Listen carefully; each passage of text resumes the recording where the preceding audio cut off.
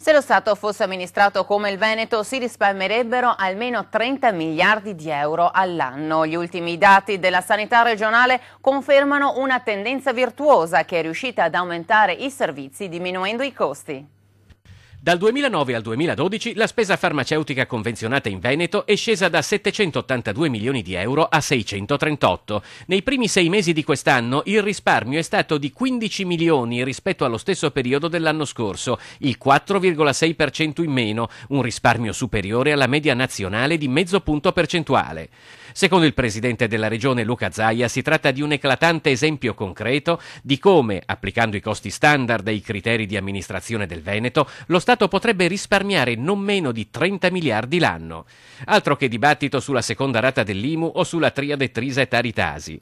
Ma sul fronte della sanità in Veneto si traccia anche un primo bilancio delle aperture straordinarie degli ospedali. Il bilancio dei primi mesi è più che positivo, stiamo abbattendo fortemente le liste d'attesa, ma anche grazie a questa rivoluzione sanitaria, stiamo abbattendo i costi delle macchine che abbiamo all'interno degli ospedali. Una piccola rivoluzione anche nelle abitudini dei bassanesi. A Bassano va molto bene, in questi 2 mesi, settembre-ottobre, abbiamo dato oltre 800 prestazioni sanitarie nella fascia serale del lunedì e del mercoledì, oltre che nei weekend. Stiamo parlando di prestazioni come la TAC, come la mammografia, le risonanze magnetiche, quindi dei servizi importanti che prima i cittadini dovevano aspettare mesi e mesi. Quella attuale è ancora una fase sperimentale, sulla base della quale la Regione sarà chiamata ad esprimersi con una decisione che oramai appare scontata. Certamente la porteremo avanti e ovviamente si concluderà entro fine anno questa prima fase e poi farà parte del sistema sanitario del Veneto le visite serali e nei weekend.